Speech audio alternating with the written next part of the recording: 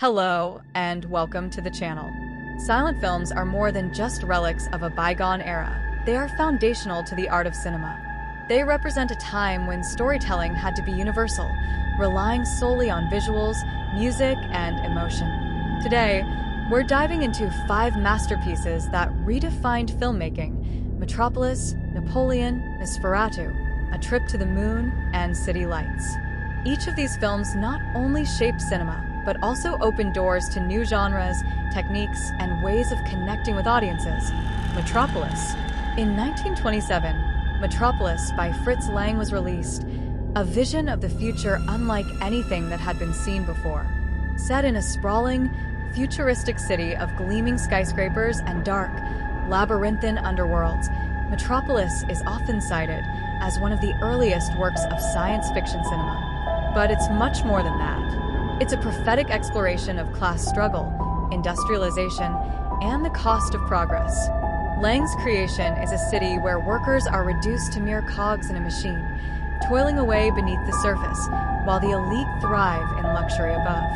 But it is also a film that paints a picture of hope, unity, and revolution. The iconic image of Maria, the robot with the face of the heroine, remains one of the most enduring symbols of the genre, while the staggering set designs and complex visual effects still impress viewers today.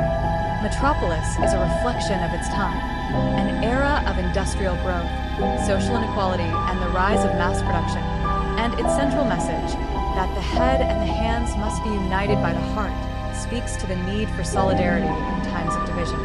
It's a film that remains startlingly relevant, offering a timeless commentary on the tensions between progress, humanity, and the pursuit of power. Napoleon. Abel Gance Napoleon is not merely a historical epic. It is a masterful blending of cinema and grandeur, a film so ambitious that it sought to redefine what cinema could be. Released in 1927, Napoleon tells the life story of the French revolutionary and emperor, exploring his rise from humble beginnings to the heights of power, all while using cutting-edge cinematic techniques to tell a story of sweeping historical importance. But what truly sets Napoleon apart is its technical innovation. Gance used the polyvision technique, an early form of widescreen, to create a cinematic experience unlike anything audiences had seen before. The film's battle sequences, which included massive crowds, moving shots, and dramatic, sweeping camera work, felt not only grand in scale but also deeply personal, showing the inner struggles of its subject. The film's use of rapid editing, innovative close-ups, and dramatic lighting techniques helped bring historical drama to life in ways that had never been seen before. Napoleon is more than just a biography. It is a visual spectacle, a story of ambition, destiny, and the weight of leadership. It tells the tale of one man's rise to power and his subsequent fall from grace, and in doing so, it raises questions about fate, free will, and the cost of greatness. Gance's innovative approach to filmmaking would influence generations of directors, and his film remains a shining example of how cinema can blend art and history to tell a deeply emotional and visually stunning story. Nosferatu. F.W. Murnau's Nosferatu is a film that continues to haunt us nearly a century after its release. Released in 1922, this German expressionist horror masterpiece was a loose adaptation of Bram Stoker's Dracula, but it became so much more than just a retelling of a Gothic tale. It was the birth of the modern vampire myth, one that would influence countless horror films in the decades to come. What makes Nosferatu so remarkable is not just its story, but its audacious use of cinematic technique to create an atmosphere of dread and unease. Murnau, a master of visual storytelling, employs stark, exaggerated lighting and shadow to create a world that is as distorted and nightmarish as the vampire Count Orlok himself.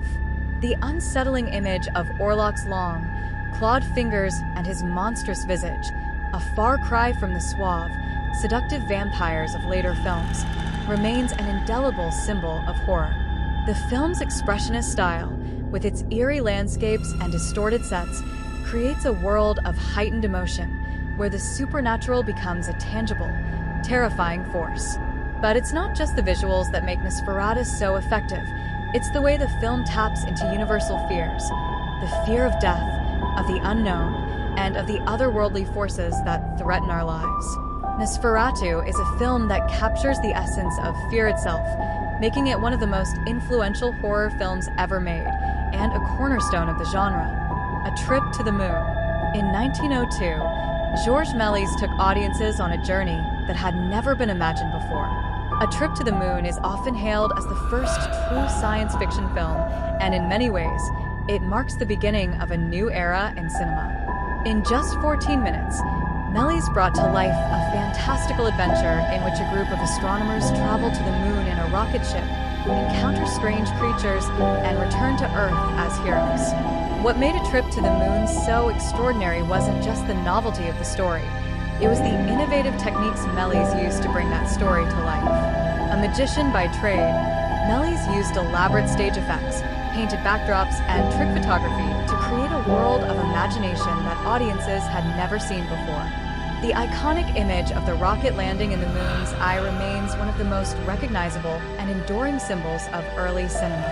Méliès's film was a daring leap into the unknown, and it demonstrated the limitless possibilities of cinema as a tool for storytelling, fantasy, and visual invention.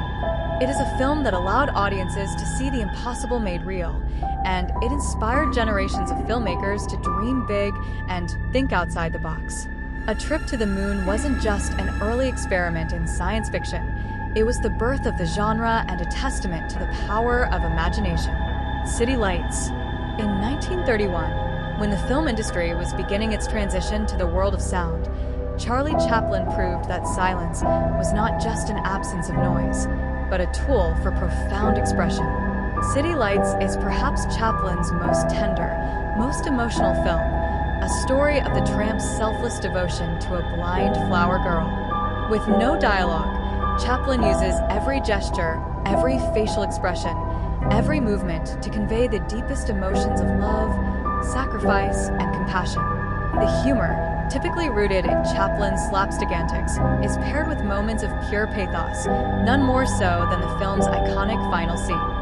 As the flower girl, having regained her sight, comes to realize that the tramp is the man who saved her, the silent moment speaks volumes more than any words could. It is a moment of redemption, of love and humanity, captured through Chaplin's delicate understanding of the human condition. City Lights is a testament to the enduring power of silent cinema, its ability to communicate emotions that transcend words and touch the very soul of the audience. As sound took over the industry, Chaplin's film stood as a reminder that sometimes the greatest stories are told without a single spoken word.